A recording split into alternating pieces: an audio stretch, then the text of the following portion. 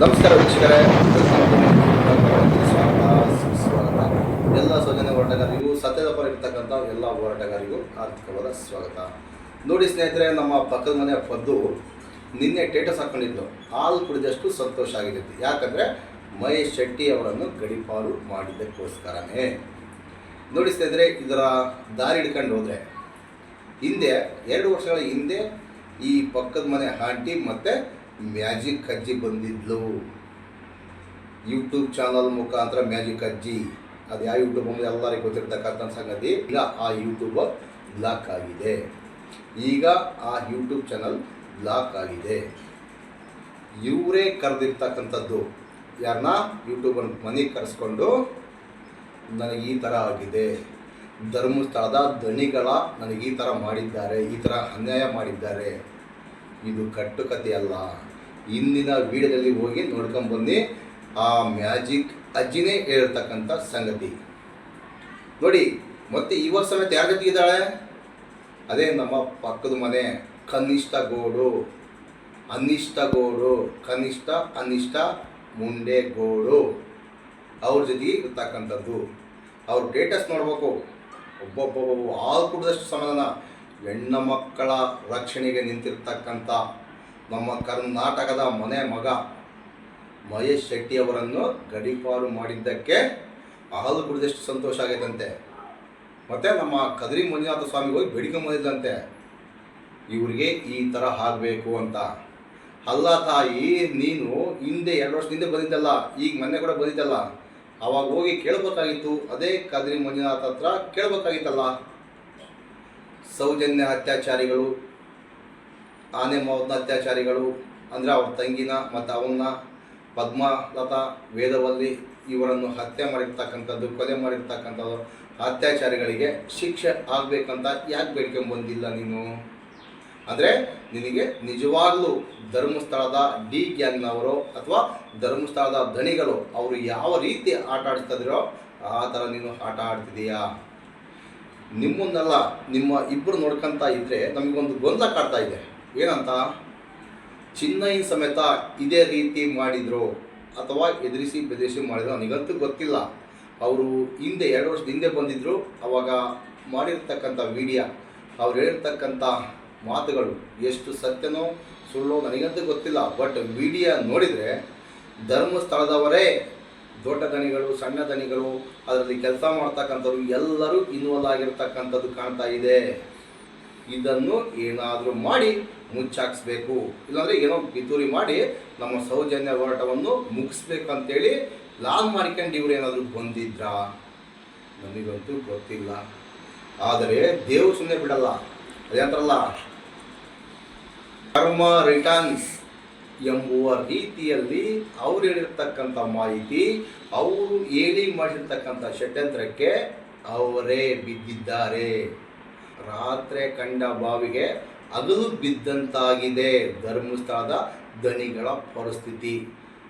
ಈಗ ಬಂದಿರತಕ್ಕಂಥ ಮಾಹಿತಿ, ಧರ್ಮಸ್ಥಳದ ದಣಿಗಳು ಹಾರ್ಟ್ ಅಟ್ಯಾಕೋ ಅದೇನೋ ಆಗ್ಬಿಟ್ಟಂದ್ರೆ ಅವರಿಗೆ ಆಗಿ ಯಾವುದೋ ಒಂದು ಆಸ್ಪತ್ರೆ ಶೆಟ್ಲ್ ಆಗಿದ್ದಾರಂತೆ. ಉಳಿಯೋದು ಕೂಡ ಡೌಟ್ ಅಂತ ನ್ಯೂಸ್ ಬರ್ತಾ ಇದೆ. ಬಟ್ ನಿಖರವಾದ ಮಾಹಿತಿ ನನಗೆ ಗೊತ್ತಿಲ್ಲ. ಬಟ್ ಹೋಗೋದಂತ ಫಿಕ್ಸು ಈ ವಾರದಲ್ಲೇ ಅಂತ ಡಾಕ್ಟ್ರ್ ಹೇಳಿದ್ರಂತೆ, ನಾನಲ್ಲ, ಡಾಕ್ಟ್ರ್ ಹೇಳಿದ್ರಂತೆ. ಈ ಥರ ಅನ್ಯಾಯ ಮಾಡ್ತಾ ಇದ್ದರೆ ಇವತ್ತೆಲ್ಲ ನಾಳೆ ಹೋಗ್ತಾರೆ ಬಿಡಿ. ಸತ್ಯದ ಪರ, ಅನ್ಯಾಯದ ಯಾರಿಗೆ ಅನ್ಯಾಯ ಆಗಿರುತ್ತೋ ಅಂಥವರ ಪರವಾಗಿ ನಿಂತುಕೊಂಡು ಹೋರಾಟ ಮಾಡಿರ್ತಕ್ಕಂಥ ವ್ಯಕ್ತಿನ ಪದೇ ಪದೇ ಪದೇ ಪದೇ ಪದೇ ಗಡೀಪಾರು ಏಕೆ ಮಾಡ್ತೀರಿ ನೀವು? ಏಕೆ ಮಾಡ್ತೀರಿ ಹೇಳಿ? ಅವಯ ಏನಾದರೂ ಕೊಲೆ ಮಾಡಿದನ, ಸುಲಿಗೆ ಮಾಡಿದನ, ಅತ್ಯಾಚಾರ ಮಾಡಿದನ, ಏನಾದರೂ ಮಾಡಿದನ? ಸುಮ್ಮನೆ ಸೌಜನ್ಯ ಹೋರಾಟ ಮಾಡಿದ್ದಾನೆ ಬೇರೆ ಬೇರೆ ತಾಲೂಕಲ್ಲಿ, ಬೇರೆ ಬೇರೆ ಡಿಸ್ಟಿಕ್ಕಲ್ಲಿ. ಅಂದರೆ ನಮ್ಮ ದೇಶದಲ್ಲಿ ವಾಕ್ ಸ್ವಾತಂತ್ರ್ಯ ಎಂಬುದೇ ಇಲ್ಲ, ಹೋರಾಟ ಮಾಡಲೇಬಾರ್ದ? ನಮ್ಮ ಬಾಬುಜಾನ ಶಿಲ್ಪಿ ಅಂಬೇಡ್ಕರ್ ಸಾಹೇಬರು ಬರೆದಿದ್ದಾರೆ, ನಿಖರವಾಗಿ ಬರೆದಿದ್ದಾರೆ, ನೀವು ಹೋರಾಟ ಮಾಡೋಕ್ಕೆ ನಿಮಗೆ ಹಕ್ಕಿದೆ ಅಂತ ಬರೆದಿದ್ದಾರೆ. ಈ ಹಕ್ಕನ್ನು ಇಂಥ ಗುಲಾಮರು ಕಿತ್ಕೊಂಬೋಕ್ಕೆ ಆಗುತ್ತಾ? ಈ ಹಕ್ಕನ್ನು ಇಂಥ ಗುಲಾಮ್ಗಿರಿಯವರು ಕಿತ್ಕೊಂಬೋಕ್ಕಾಗುತ್ತಾ? ಅದೇ ರೀತಿ ಕಾಣ್ತಾ ಇದೆ. ಗುಲಾಮರ ಥರ ಬಳಸ್ಕೊತಾ ಇದ್ದಾರೆ ನಮ್ಮ ದೇಶದ ಜನತೆಯನ್ನು. ಯಾರು? ಬ್ರಿಟಿಷರು. ಈಗ ಸಮೇತ ಅದೇ ಥರ ನಮ್ಗೆ ಬಳಸ್ಕೊತಾ ಇದ್ದಾರೆ ಇವರು. ಮಾತಾಡಲೇಬಾರ್ದ?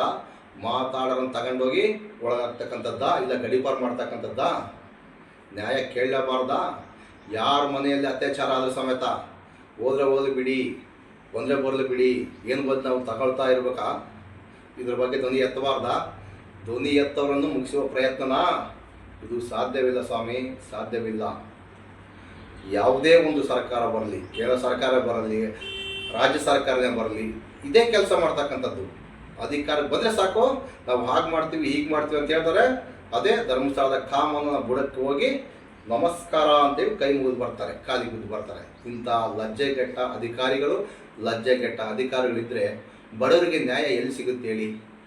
ಮತ್ತು ಇನ್ನೊಂದು ಹೆಜ್ಜೆ ಮುಂದಕ್ಕೆ ಹೋಗಿ ಹೇಳ್ತಾರೆ, ಅದೇ ಪೊಲೀಸ್ನವ್ರಿಗೆ ಬೈದಿದ್ರು. ಅಲ್ಲರಿ, ಸೌಜನ್ಯ ಕೇಸಲ್ಲಿ ಮತ್ತು ಹಾನೆಮಾವತ್ನ ಕೇಸಲ್ಲಿ ಸಾಕ್ಷಿಗಳನ್ನು ಹಾಳು ಮಾಡಿರ್ತಕ್ಕಂಥದ್ದು ನೀವು. ನಿಮ್ಮನ್ನು ಬೈದ ಬ್ಯಾಂಕ್ ಅಧಿಕಾರಿಯನ್ನು ಬೈಯೋಕ್ಕಾಗುತ್ತಾ? ಇಲ್ಲ ಪಕ್ಕದ ಮನೆ ಇವ್ರನ್ನ ಬೈಯೋಕ್ಕಾಗುತ್ತಾ? ಬೇಕರಿಯವ್ರನ್ನ ಬೈಯೋಕ್ಕಾಗುತ್ತಾ? ಅಂಗಡಿಯವ್ರನ್ನ ಬೈಯೋಕ್ಕಾಗುತ್ತಾ? ನಿಮ್ಮನ್ನೇ ಬೈತಕ್ಕಂಥದ್ದು ಅಲ್ಲರಿ. ಇವರೊಬ್ಬರ ಬೈದಿರೋದು ಹೈಕೋರ್ಟ್ ಲಾಯರ್, ಹೈಕೋರ್ಟ್ ಜಡ್ಜು ಉಗುಳಿ ಕಳಿಸಿದ್ದಾರೆ. ಬಾಯಕ್ಕೆ ಎಷ್ಟು ಬೇಕಷ್ಟು ತಿಂಬಷ್ಟು ಇತ್ತು ಕಳಿಸಿದ್ದಾರೆ. ಅಂದರೆ ಪೇಪರ್ ಮುಖಾಂತರ ಡೈರೆಕ್ಟ್ ಬೈದಿಲ್ಲರಿ. ಅವರು ಒಂದು ಸಿಟ್ಟಿಂದ ಹೈಕೋರ್ಟ್ ಜಡ್ಜು ಸಿಟ್ಟಲ್ಲಿ ಬರೆದಿದ್ದಾರೆ, ನೀವು ಉನ್ನತ ಮಟ್ಟದ ತನಿಖೆ ಮಾಡಿಲ್ಲ, ನೀವು ಅತ್ಯಾಚಾರಿಗಳ ರಕ್ಷಣೆ ಮಾಡಿದ್ದೀರಿ, ನಿಮ್ಮ ಮೇಲೆ ವಿತಿನ್ ಅವರ್ಸಲ್ಲಿ, ವಿತಿನ್ ದಿನಗಳಲ್ಲಿ ಸ್ಪೆಷಲ್ ಎಂಕ್ವೈರಿ ಮಾಡಲೇಬೇಕು, ಹಾಸ್ಪಿಟಲ್ ಕಮಿಟಿ ರಚನೆ ಮಾಡಲೇಬೇಕು, ಮಾಡಿ ಅವತ್ತಿನ ಹೈವುಗಳಿಗೆ ಕೊಡದಂಗೆ ಶಿಕ್ಷೆ ಕೊಡಲೇಬೇಕಂತೇಳಿ ಸಾಹೇಬರು ಇರ್ತಕ್ಕಂಥದ್ದು. ಹೈಕೋರ್ಟ್ ಜಡ್ಜ್ ಇರ್ತಕ್ಕಂಥದ್ದು ಎರಡೆರಡು ಕೋರ್ಟಲ್ಲಿ, CBI ಕೋರ್ಟಲ್ಲಿ ಮತ್ತು ಹೈಕೋರ್ಟಲ್ಲಿ. ಅವ್ರನ್ನ ಗಡೀಪಾರು ಮಾಡ್ತೀರ ನೀವು? ಐತ ನಿಮಗೆ ದಮ್ಮು? ಅದನ್ನು ಬಿಟ್ಟು ಒಂದು ಹೆಜ್ಜೆ ಮುಂದೆ ಬಂದು ಈ ಸುಬ್ಬಿ, ಪಕ್ಕದ ಮನೆ ಸುಬ್ಬಿ ಪದ್ಮ ಹೇಳ್ತಾವಳೆ, ಅವಳಿಗೆ ಏನು ತಗೊಂಡಿಡ್ಬೇಕು ನನಗಂತೂ ಗೊತ್ತಾಗ್ತಿಲ್ಲ ಸ್ವಾಮಿ. ನಿಜವಾಗ್ಲೂ ಈ ಥರ ಮಾತಾಡ್ತಕ್ಕಂಥ ಹೆಣ್ಮಕ್ಳಿಗೆ ಹಿಡ್ಕೊಂಡು ಬೀದಿಯಲ್ಲಿ ಹೊಡಿಬೇಕು ಅವಳ. ಆ ಥರ ಮಾಡ್ತಾ ಇದ್ದಾಳೆ, ಆ ಥರ ಅವಮ್ಮ ಹೇಳಿಕೆ ಕೊಡ್ತಾ ಇದ್ದಾಳೆ. ಅದೇನೋ ಅಂತಾಳೆ, ನಾನು ಅಂಥ ಜಾತಿ ಶಾಪ, ಅದಕ್ಕೋಸ್ಕರನೇ ಮಹೇಶಣ್ಣ ಗಡೀಪಾರು. ಅಲ್ಲಮ್ಮ, ನಿಮ್ಮ ಜಾತಿಯ ಹೆಣ್ಣು ಮಕ್ಕಳನ್ನು ತಿಂದು ಬಿಟ್ಟಾರವರು. ಧರ್ಮಸ್ಥಳದ ಕಾಮಂದಿರಗಳು ತಿಂದು ಬಿಟ್ಟಾರೆ, ಬಿಟ್ಟಾರೆ, ಆಸ್ತಿಯನ್ನು ಲೂಟಿ ಮಾಡಿದ್ದಾರೆ, ಅಲ್ಲಿ ಒದ್ದು ಓಡಿಸ್ಯಾರೆ. ಇಂಥವ್ರ ಬಗ್ಗೆ ಮಾತಾಡೋಲ್ಲ ನೀನು. ಯಾಕೆ ಹೇಳಿ? ನಿನ್ನ ಜೀವಕ್ಕೆ ಬೇಕು ದುಡ್ಡು, ಬರೀ ಮನಿ ಪವರ್. ಅದರಲ್ಲಿ ಮತ್ತೆ ಮುಂದೆ ಹೋಗಿ ಹೇಳ್ತೀಯ ಕಾಮ ಪಿಶಾಚಿ ನೀನು. ಎಷ್ಟು ಜನ ಬೇಕು ನಿನಗೆ ಹೇಳು? ಸಾಮಾಜಿಕ ಜಾಲತಾಣದಲ್ಲಿ ಹಾರಾಡ್ತಕ್ಕಂಥ ಮಾಹಿತಿಯನ್ನು ನಾನು ಆಧರಿಸಿ ಹೇಳ್ತಕ್ಕಂಥದ್ದು. ಎಷ್ಟು ಜನ ಬೇಕು ನಿನಗೆ? ಯಾರು ಸಿಕ್ಕಿಲ್ಲ ಅಂದರೆ ಸೌಜನ್ಯ ಹೋರಾಟಗಾರರ ಹಿಂದೆ ಬಂದ್ಬಿಡೋದು. ಸೌಜನ್ಯ ಹೋರಾಟಗಾರರು ಏನಾದರೂ ಕರೆಕ್ಟಾಗಿ ನೀನು ಬೇಡಮ್ಮ ಅಂತ ಹೇಳ್ಬಿಟ್ರೆ ಸಾಕು, ಅವ್ರನ್ನೇ ತೇಜವಾದಿ ಮಾಡ್ತಕ್ಕಂಥದ್ದು. ಒಬ್ಬರನ್ನ ಇಬ್ಬರನ್ನ ಹೇಳಿ. ಇವತ್ತೊಂದು ಹೇಳಿದೆ, ನಮ್ಮ ದುರ್ಗದ ವೀರೇಶಣ್ಣನವರು ನಮ್ಮನ್ನು ಬೈಕ್ನಲ್ಲಿ ಕರೆದಿದ್ರು. ಅಮ್ಮ ತಾಯಿ ಹೋರಾಟಕ್ಕೆ ಬಂದು ನನ್ನ ಹತ್ರ ಇರ್ತಕ್ಕಂಥದ್ದು ಬೈಕು, ಕಾರ್ ಇಲ್ಲ, ಲಾರಿ ಇಲ್ಲ, ಜೀಪ್ ಇಲ್ಲ, ಹೆಲಿಕಾಪ್ಟರ್ ಇಲ್ಲ, ವಿಮಾನ ಇಲ್ಲ, ನನ್ನ ಹತ್ರ ಇರ್ತಕ್ಕಂಥದ್ದು ಬೈಕ್ ಒಂದೇ. ನೀವು ಬರೋದಾದರೆ ನಾನು ಬೈಕಲ್ಲಿ ಕರ್ಕೊಂಡು ಹೋಗ್ತೇನೆ, ಅದು ಸೌಜನ್ಯ ಹೋರಾಟಕ್ಕೆ. ನೀನು ಬೇರೆ ಥರ ತಿಳ್ಕೊಂಡು ವಿಡಿಯೋ ಮಾಡಿಬಿಡ್ತೀಯಲ್ಲಮ್ಮ, ನೀನು ಏನು ಹೇಳ್ಬೇಕು ಹೇಳಿ? ಅವ್ರು ಕೂಡ ಕಮ್ಮಿ ಬಂದಿದ್ರ? ಅವರೆಲ್ಲ ಮುದುಕರು ರೀ, ಅವ್ರು ಕೂಡ ಕಮ್ಮಿ ಬಂದಿಲ್ಲ ನಿಮಗೆ? ಈ ಥರ ತೇಜವಾದೆ ಮಾಡೋದನ್ನು ಬಿಟ್ಟು ನಿಯತ್ತಾಗಿ ಹೋರಾಟ ಮಾಡೋಂಗಿದ್ರೆ ಮಾಡಿ, ಇಲ್ಲ ಮುಚ್ಕೊಂಡು ಅವ್ರ ಹತ್ರ ದುಡ್ಡು ತೊಗೊಂಡಿದ್ದೆಲ್ಲ ನೆಮ್ಮದಿಯಾಗಿ ಇದ್ದುಬಿಡಿ. ಅದನ್ನ ಬಿಟ್ಟು ಪದೇ ಬಂದು ಜ್ವಾಲಾಮುಖಿ ಅವನು ಹಂಗೆ, ಅವ್ನು ಹಿಂಗೆ, ಇವ್ನು ಹಿಂಗೆ. ಅಮ್ಮ, ನಮ್ಮನ್ನು ತೇಜವಾದ ಎಷ್ಟು ಬೇಕಾದ್ರೂ ಮಾಡಿ, ಸೌಜನ್ಯಗಳಿಗೋಸ್ಕರ ನೀವು ಎಷ್ಟು ತೇಜವಾದ ಮಾಡಿದ್ರೆ ಸಮೇತ ನಾವು ಅನುಭವಿಸೋಕೆ ರೆಡಿ. ನೀವು ಜೈಲಿಗೆ ಹಾಕಿದ ಸಮೇತ ನಾವು ಜೈಲಿಗೆ ಹೋಗೋಕ್ಕೂ ರೆಡಿ. ಸೌಜನ್ಯ ತಾಯಿಗೋಸ್ಕರ. ಸೌಜನ್ಯ ಒಬ್ಬಳಲ್ಲ ರೀ, ಬೇಜಾನ್ ಸೌಜನ್ಯದಲ್ಲಿ ಸಾವಾಗಿದೆ. SIT ತಾನಾಗೆ ಕಂಡುಕೊಂಡಿರ್ತಕ್ಕಂಥ ಪ್ರಕರಣಗಳೆಲ್ಲ ನ್ಯಾಯ ಬೇಡವಾ? SIT ತಂಡ ತಾನಾಗೆ ಕಂಡುಕೊಂಡಿರ್ತಕ್ಕಂಥ ಪ್ರಕರಣಗಳಿಗೆ ನ್ಯಾಯ ಬೇಡವಾ? ಬೇಡವಾ ಹೇಳಿ? ನೋಡಿ ಸ್ನೇಹಿತರೆ, ಧರ್ಮಸ್ಥಳದ ದಗಲಬಾಜಿ ಹಿಂದೆ ಹೋಗಿರ್ತಕ್ಕಂಥವರು ಕೆಲವರಿದ್ದಾರೆ. ಅಂಥವ್ರಿಗೆ ಏನು ಹೇಳ್ಬೇಕು ನನಗಂತೂ ಅರ್ಥನೇ ಆಗ್ತಿಲ್ಲ. ಪ್ರತಿಯೊಂದು ಎವಿಡೆನ್ಸ್ ಕೊಡ್ತಾ ಇದ್ದೀವಿ. ಎಷ್ಟು ಬೇಕಾಗ್ಲತ್ತ ಅಷ್ಟು ಕೊಡ್ತಾ ಇದ್ದೀವಿ. ಕೊಟ್ಟರು ಸಮೇತ ಅವರ ಉಚ್ಚೆ ಹೇಲು ತಿಂದು ಅವ್ರ ಪರವಾಗಿ ಮಾತಾಡ್ತಕ್ಕಂಥದ್ದು. ಇದು ಎಷ್ಟರ ಮಟ್ಟಿಗೆ ಸರಿ ಹೇಳಿ ಸ್ನೇಹಿತರೆ? ನಾವು ಏನಾದರೂ ಮಾತಾಡಿದ್ವಾ? ನಾವು ಇಂಥರ ಏನಾದರೂ ಅಲ್ಲಿ ಏನಾಗೈತೆ ಅದರ ಘಟನೆಗಳ ಬಗ್ಗೆ ಮಾತ್ರ ಹೇಳ್ತಾ ಇದ್ದೀವಿ. ಇಲ್ಲ, ಸೌಜನ್ಯ ಹೋರಾಟಗಾರರು, ಇಡೀ ನಮ್ಮ ಕರ್ನಾಟಕ ಜನತೆ, ಗಂಡು ಮಕ್ಳು ಏನಾರಲ್ಲ ಎಲ್ಲ ಅತ್ಯಾಚಾರಿಗಳು ಅಂದರೆ ಯಾವ ರೀತಿ ಮಾತಾಡ್ತಾರೆ? ಆ ಹೆಂಗಸು ಎಲ್ಲರೂ ಬಂದು ಅತ್ಯಾಚಾರ ಮಾಡಿಬಿಟ್ಟಾರ? ದಯವಿಟ್ಟು ಆಯಮ್ಗೆ ನ್ಯಾಯವನ್ನು ಸೌಜನ್ಯ ಹೋರಾಟಗಾರರು ಕೊಡಿಸ್ಬೇಕು, ಎಲ್ಲರೂ ಕೊಡಿಸ್ಬೇಕು. ಆಯಮ್ ಶಾಪ್ ಅಂತೆ, ಯಾಕಂದರೆ ನಮ್ಮ ಮಹೇಶ್ ಅಣ್ಣಗೆ ಆಯಮ್ ಶಾಪ್ ಅಂತೆ. ಆಯಮ್ಮನ ಮೇಲೆ ಅತ್ಯಾಚಾರ ಆಗಿದೆಯಂತೆ. ಪಕ್ಕದ ಮನೆ ಪದ್ದು ಮುಸ್ಲಿಗುಮ್ಮಿ ಪದ್ದು ಮುಸ್ಲಿಗೆ ಸೌಜನ್ಯ ಹೋರಾಟಗಾರರೆಲ್ಲ ಅತ್ಯಾಚಾರ ಮಾಡಿದ್ದಾರಂತೆ. ಎಸ್ಪೆಷಲಿ ಬೇರೆ ಇದ್ದಾರೆ ಬಿಡಿ, ಅವ್ರ ಹೆಸರು ಬೇಡ, ಅಷ್ಟು ಜನ ಅತ್ಯಾಚಾರ ಮಾಡ್ಯಾರಂತೆ. ಅವಳಿಗೆ ಜೀವಂತವಾಗಿರ್ತಕ್ಕಂಥದಕ್ಕೆ ನ್ಯಾಯ ಬೇಕಂತೆ. ಇಲ್ಲಿ ಸತ್ತಿರೋ ಹೆಣ್ಮಗಳಿಗೆ ನ್ಯಾಯ ಬೇಕಾಗಿಲ್ಲ ಅಂತ ಅವಳಿಗೆ. ಇಲ್ಲಿ ಬೇಕಾಗಿರ್ತಕ್ಕಂಥದ್ದು ಅವಳಿಗೆ ನ್ಯಾಯ. ಅವಳ ಮೇಲೆ ದಿನ ಅತ್ಯಾಚಾರ ಆಗ್ತಿದೆಯಂತೆ. ಅದು ಯಾರಿಂದ ಗೊತ್ತಿಲ್ಲ, ಆಯಮ್ಮನೇ ಹೇಳಬೇಕು. ಅದ್ರಾಗ ಹೇಳ್ತಾರಲ್ಲ ಕರ್ನಾಟಕದ ಗಂಡಸರೆಲ್ಲ ಅತ್ಯಾಚಾರಿಗಳಂತ. ಅದು ಬಿಟ್ಟು ಮತ್ತೆ ಪೊಲೀಸ್ನವರು ಅವರಿಗೆ ಕಾಮಿಡಿ ಪೀಸ್ಗಳಂತೆ. ಇಡೀ ನಮ್ಮ ವ್ಯವಸ್ಥೆಯಲ್ಲಿ ಇರ್ತಕ್ಕಂಥ ಪೊಲೀಸ್ನವರು ಕಾಮಿಡಿ ಪೀಸ್ಗಳಂತೆ.